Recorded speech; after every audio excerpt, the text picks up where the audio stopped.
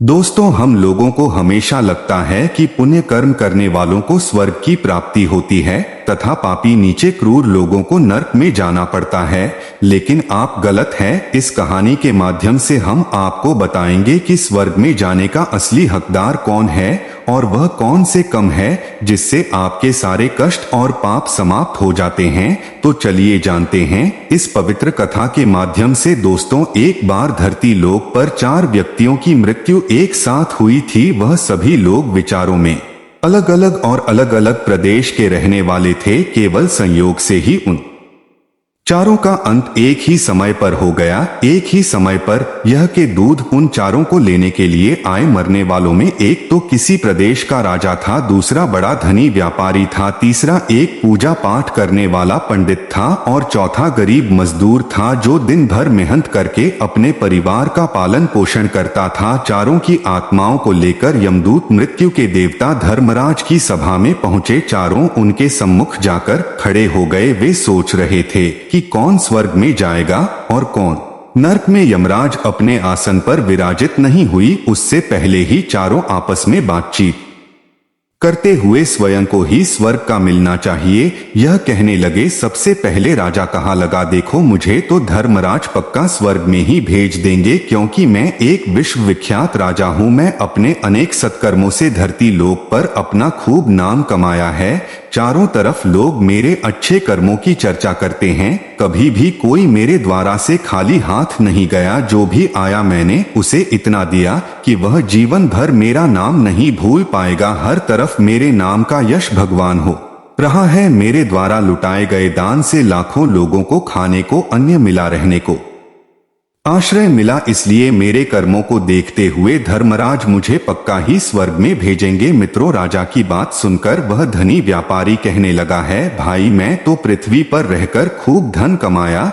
और उसे धन से लाखों लोगों की सहायता की है। मैंने अपनी कमाई का 11वां हिस्सा सदैव दीन दुखियों की सहायता में उपयोग किया है। मेरे शुभ कर्मों को देखते हुए धर्मराज मुझे ही स्वर्ग में भेजेंगे। दोस्तों, यह बात मैं पहले से ही जानता हूँ। व्यापारी की बात सुनते ही पंडित जी कहने लगे, अरे भाई क्यों फिजूल की बातें कर रहे हो। स्वर्ग में जाना कोई आसान काम नहीं है। स्वर्ग में जाने के लिए दान धर्म के साथ साथ पूजा पाठ करना पड़ता है। इसलिए स्वर्ग में प्राण तो मैं ही करूंगा, क्योंकि मैं भगवान का खूब जब तक पूजा पाठ किया है। पूरा जीवन मेरा पूजा आराधना में पिता है। मेरे शुभ कर्मों के कारण मुझे ही धर्मराज स्वर्ग का दरवाजा खोलेंगे। यह बात मैं अच्छी तरह से जानता हूँ। जब इस प्रकार तीनों ने अपनी अपनी बातें की अपने अपने लिए, तो आप सब उसे चौथे व्यक्ति मजदूर की ओर की देखते हैं कि अब यह क्या कहता है। क्या इसमें भी कोई अच्छा काम किया है या नहीं, या फिर इसका पूरा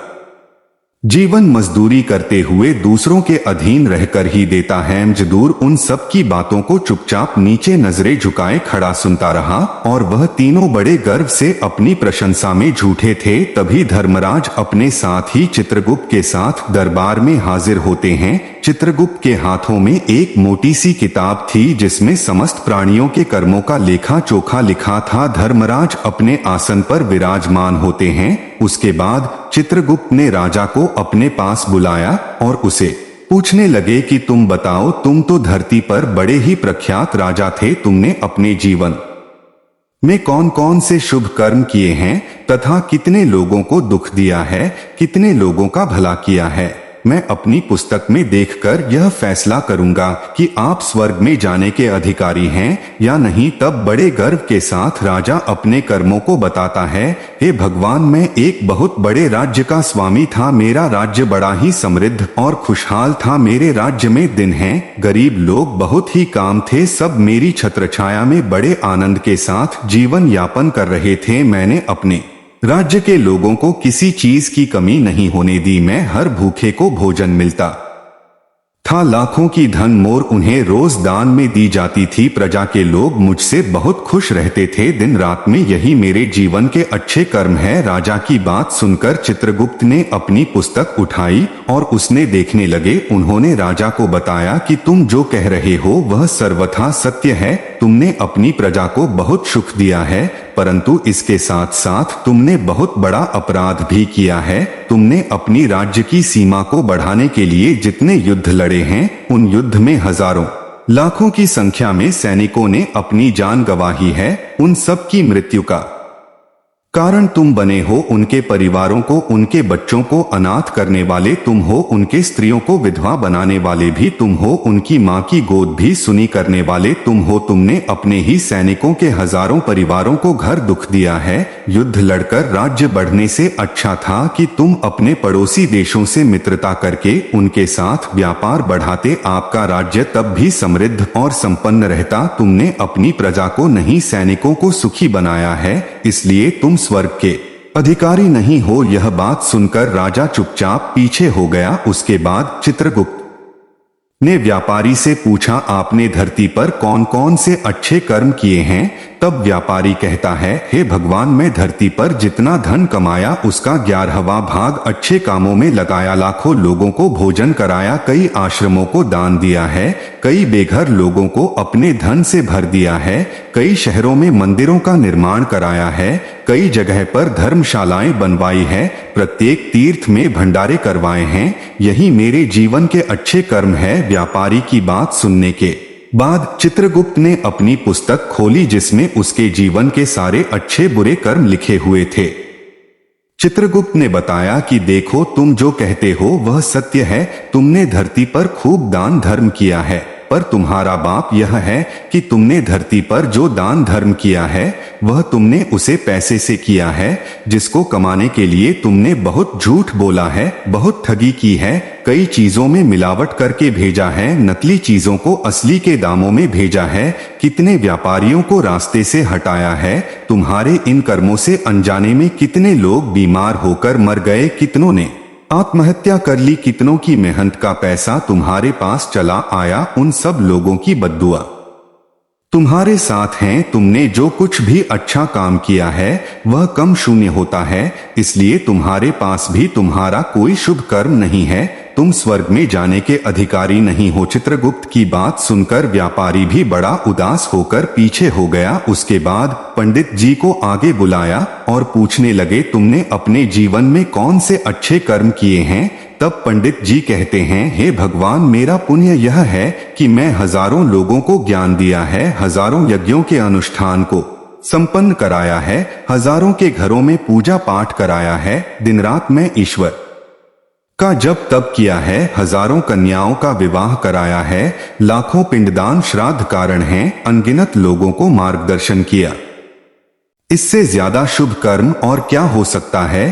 तब चित्रगुप्त अपनी पुस्तक में देखकर बताते हैं, है पंडित जी महाराज, आपका कहना सत्य है। आपने वास्तव में हजारों लोगों को ज्ञान दिया है, लेकिन उसे ज्ञान पर स्वयं कभी अमल नहीं किया। आपने सैकड़ों यज्ञ पूजा अनुष्ठान कारण पर उन्हें निस्वार्थ भाव से किया गया, कोई कम नहीं था। तुम हमेशा से धन के लालची रहे हो, इसलिए तुम स्वर्ग में जाने के अधिकारी नहीं हो। अब तो उदास होते हुए पंडित जी भी पीछे हो गए। अब बचा केवल मजदूर इंसान। यह देखकर बड़ा हैरान था कि अब तक वह जिनको इतना महान समझ रहा था उनमें से कोई भी स्वर्ग का अधिकारी नहीं रहा। तो मैं कैसे स्वर्ग में जा सकता हूँ? मुझे तो स्वर्ग की कल्पना भी नहीं करनी चाहिए, क्योंकि मैं तो कभी पूजा पाठ जब तक या दान करने के लायक भी नहीं था। तो शुभ कर्म कहाँ से करता? मैं तो मेहनत मजदूरी करके सारे जीवन अपने परिवार का भरण पोषण करता रहा। वह मजदूर यह सब बातें सोच ही रहा था। इतने में ही चित्रगुप्त ने उसे भी आवाज लगा दी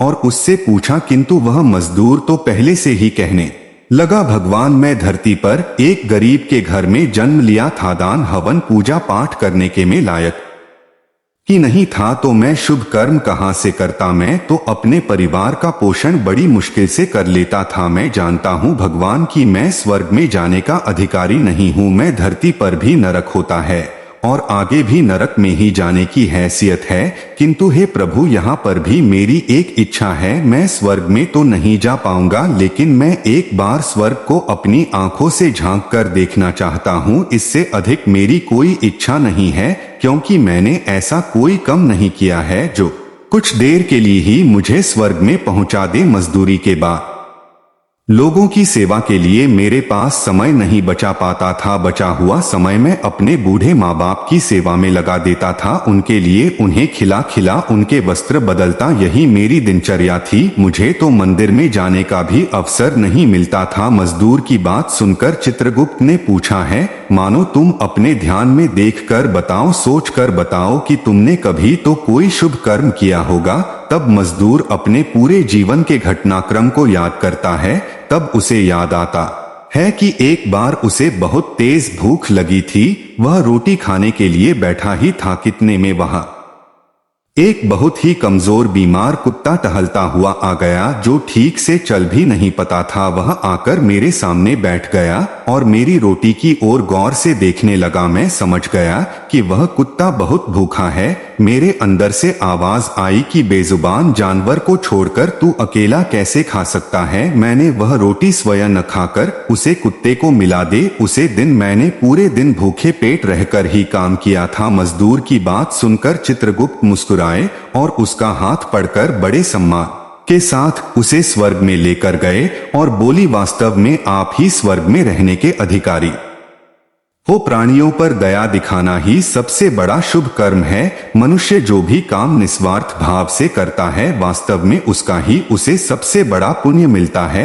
निस्वार्थ भाव से किया गया जन कल्याण के लिए एक छोटे से छोटा काम भी आपके सैकड़ों पापों को नष्ट कर देता है। लोगों से लालच, मोह और स्वार्थ के वशीभूत होकर किया गया शुभ कर्म भी फलदायी नहीं होता। इसलिए जीवन में अच्छे कर्म अच्छी भावना के साथ करना चाहिए। ऐसा नहीं होना चाहिए कि आपने किसी से धन छीन कर या चुरा कर कम किया हो और बाद में इस धन को दान पुण्य में लगा दिया हो, तो वह धन आपको कभी नरक में जाने से नहीं उभर सकता। दोस्तों, स्वर्ग में वही व्यक्ति जाता है जिसने निष्काम निस्वार्थ भाव से प्राणियों की सेवा की हो। भले ही उसने जीवन में एक पैसा भी दान ना किया हो, पर वह जिस लायक था अपनी सामर्थ्य के अनुसार उसने निस्वार्थ भाव से जो भी काम किया है, वही उसकी मुक्ति का रास्ता तय करता है। तो आशा करते हैं आपको यह कथा अवश्य ही अच्छी लगी हो, तो लाइक सब्सक्राइब करना ना भूलिए। साथ ही कमेंट में जय श्री कृष्णा अवश्य लिखें। आप सभी का धन्यवाद।